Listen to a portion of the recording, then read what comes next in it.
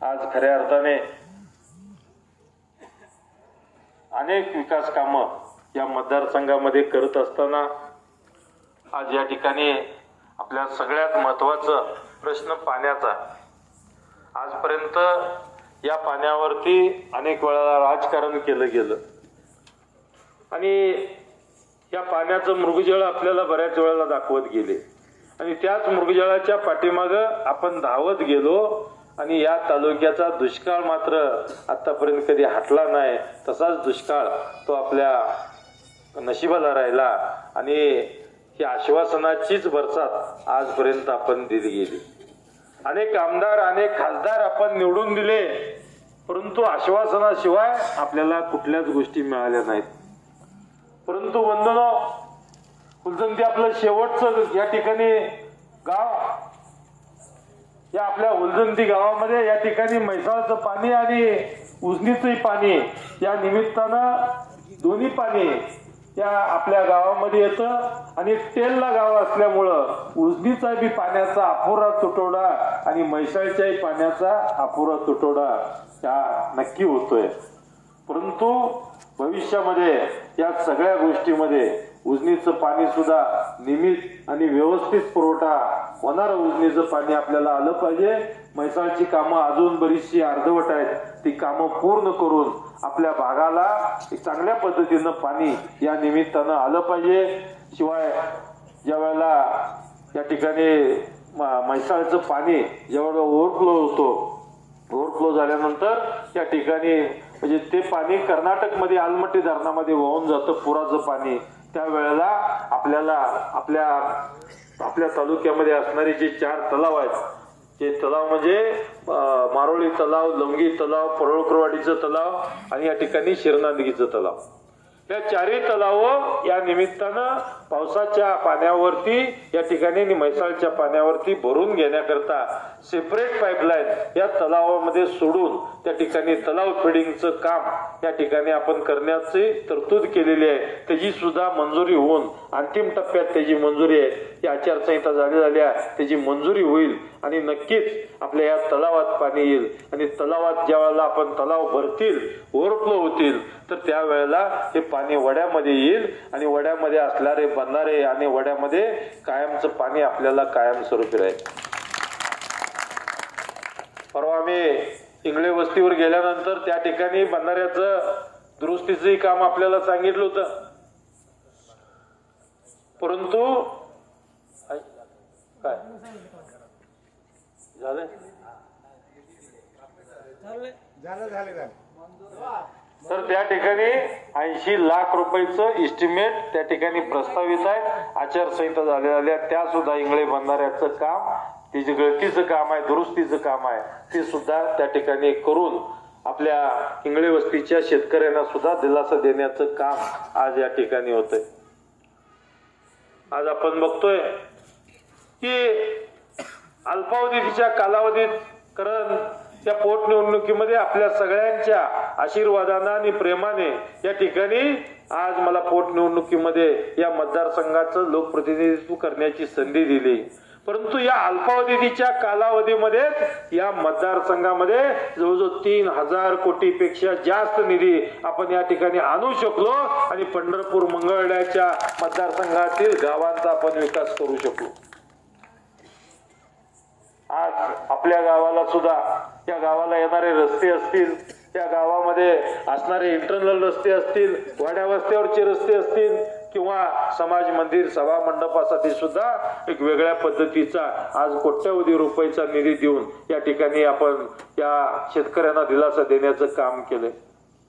खरं म्हणजे आता 186 कोटीचा रस्ता परवाच या राज्याचे उपमुख्यमंत्री देवेंद्रजी यांनी आज कर्जाळ कात्राळवरून, आता सगळ्याला रस्ता पाठ झाला असत, कर्जाळ कात्राळ आणि मधनं येणारा आपला जो हुलजंती कागस्टाच्या पाठीमागून आपल्या गावंड वस्तीवरनं हुलजंतीवरनं पौट निंबोनी सिद्धनकेरी आणि त्या ठिकाणी नंदेश्वर, गोनेवाडी, लेंडवे चिंचाळे आणि 40 दोंडा मात्र सगळ्यांना लक्षात राहतो। तेल दोंडा 40 दोंडा गद्या गाडो दोंडा नाला. तर गद्या गाडो परत केलाय आपल्याला. तर आज या निमित्तानं टीका टिप्पणी करायचा आपला स्वभाव नाही, आपण करायचं नाही. आपण प्रत्येकाच्या टीका टिप्पणीला सुद्धा विकास कामातूनच उत्तर आपण त्यांना द्यायचं आहे. आणि आज हा रस्ता एवढ्या मोठ्या लांबीचा रस्ता आज जवळजवळ 186 कोटीचा रस्ता या ठिकाणी मंजूर झालाय. आणि नक्कीच बऱ्याच लोकांची मागणी होती. फुलजंती कर्जाळ कात्राळाचा जो मधला रस्ता आहे तिथल्या बरेचसे आपल्या त्या ठिकाणी लोक राहत होते. त्या ठिकाणच्या बऱ्याच लोकांच्या मागणी सुद्धा होत्या.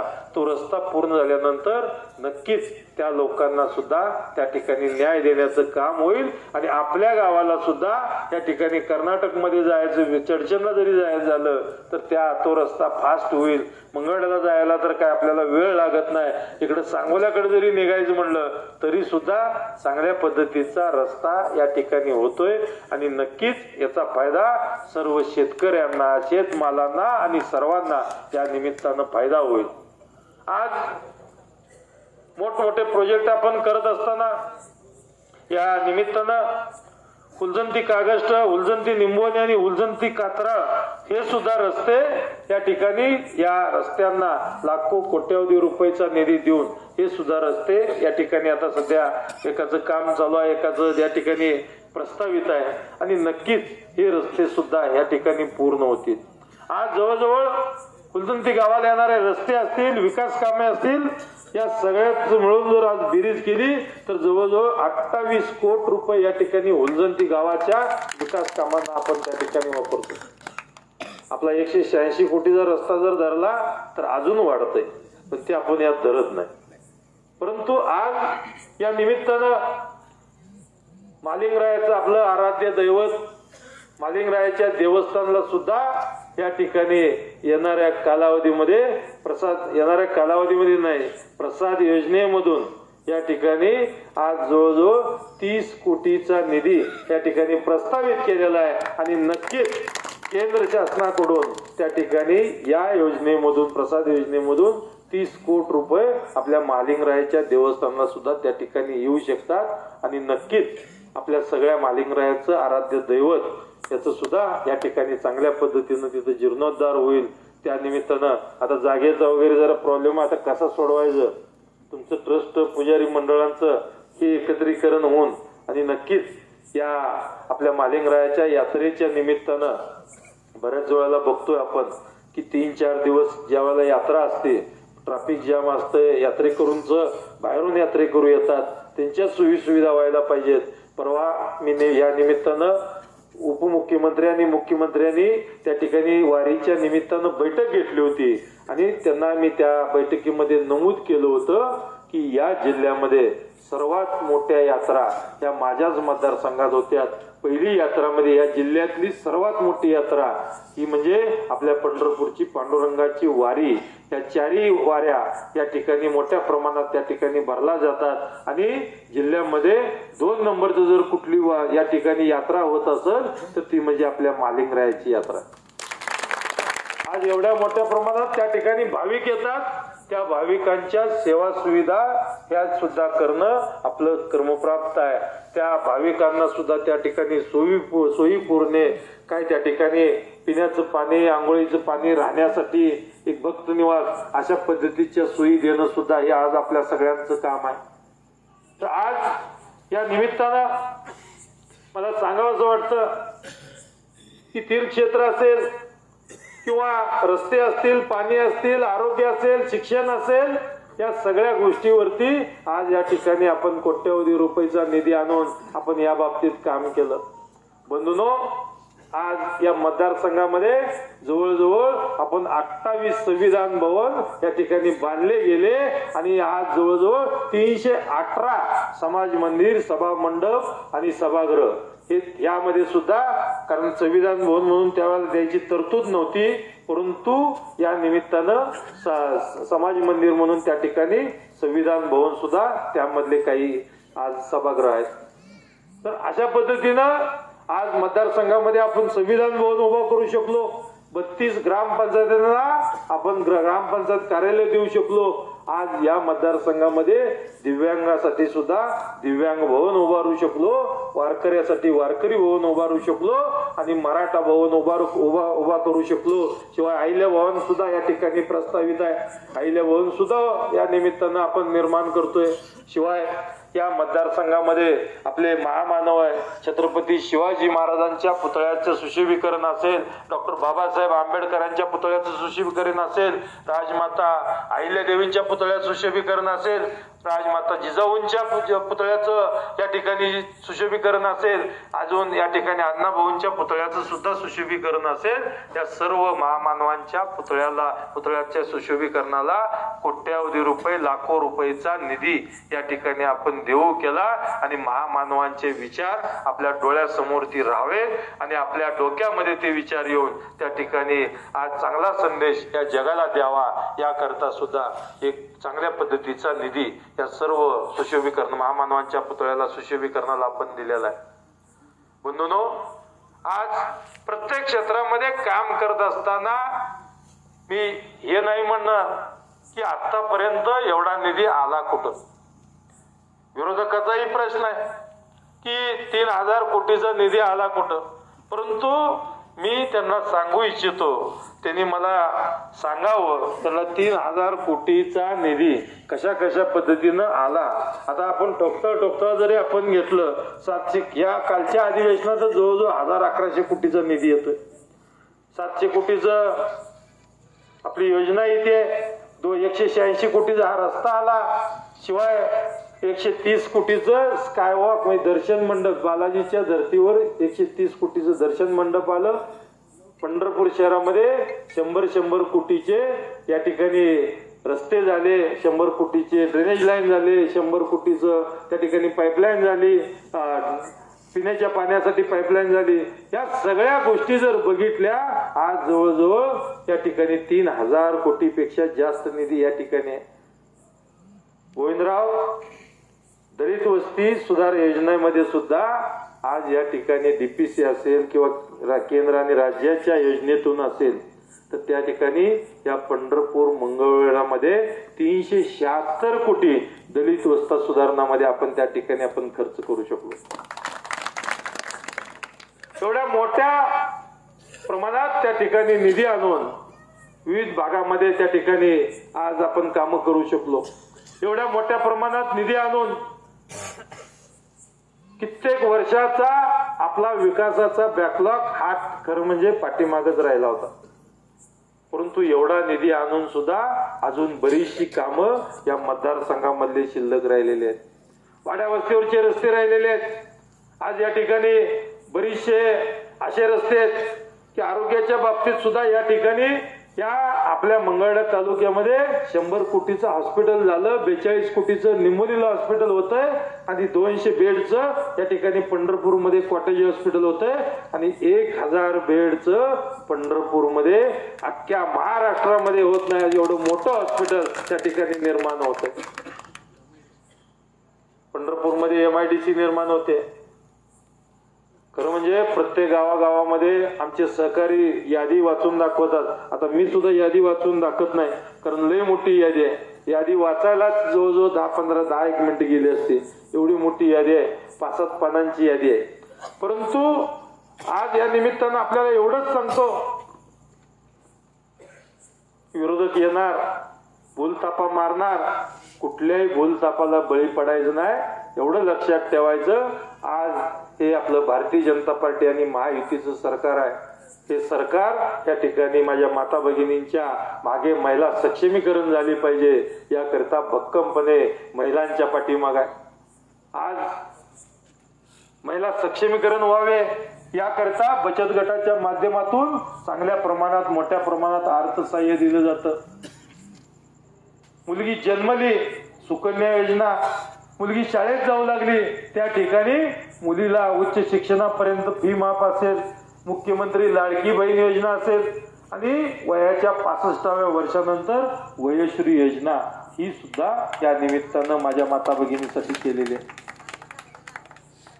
ज्यांचं झालं नाही त्याचं आपण 100% करू. मी या निमित्तानं सांगतो, पंढरपूर मंगळवेढा मतदारसंघामध्ये या ठिकाणी ज्या वेळेला टार्गेट आले होते मुख्यमंत्री लाडकी बहीण योजना, या योजनेमध्ये या मतदारसंघाचा मी स्वतः अध्यक्ष आहे. या योजनेमध्ये आपल्या माता भगिनींनी 1,17,000च्या आसपास त्या ठिकाणी त्यांनी अर्ज केला होता की त्या संधीचा त्या योजनेमध्ये लाभ व्हावा.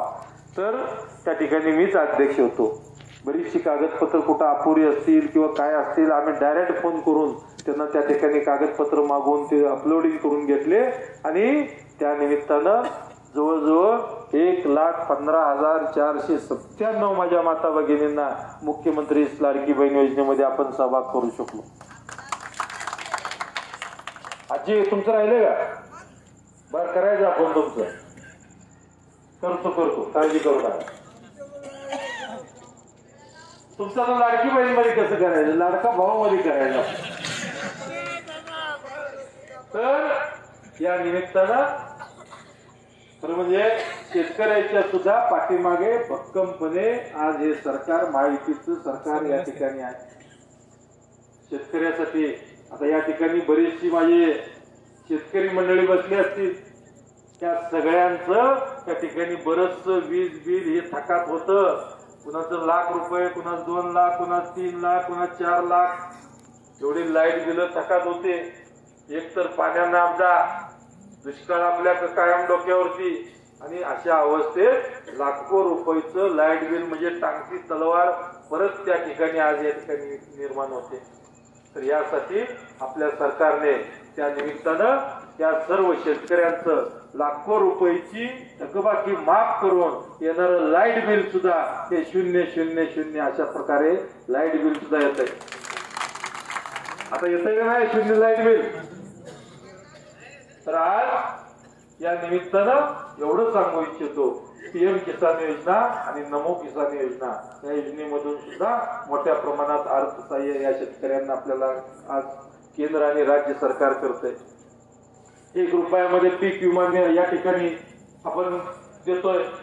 तर अशा पद्धतीनं हे महायुतीचं सरकार माझ्या माता भगिनींच्या आणि या ठिकाणी शेतकऱ्याच्या पाठीमागे भक्कमपणे उभा आहे. म्हणून मी आज सर्वांना नम्रपणे विनंती करतो की हे सगळं एवढ्या मोठ्या प्रमाणात आज गावातले रस्ते, हॉस्पिटल, या ठिकाणी आपल्या भौतिक दृष्ट्या समाज मंदिर, सभा मंडळ, काही वेगवेगळ्या योजनांमध्ये वेगवेगळ्या योजना, गावामध्ये विकासाची कामं आणि या ठिकाणी पाण्याची कामं, एवढ्या शेकडो कोटीची कामं या ठिकाणी आपल्या मतदारसंघात, आपल्या तालुक्याला, आपल्या गावाला निर्माण आज या महायुतीच्या सरकारने केलेली आहे.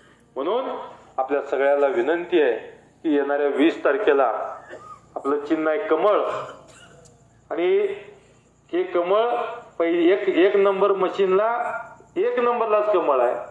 पहिलं त्या मशीनवर माझं नाव येईल, फोटो येईल आणि कमळाचं चिन्ह येईल.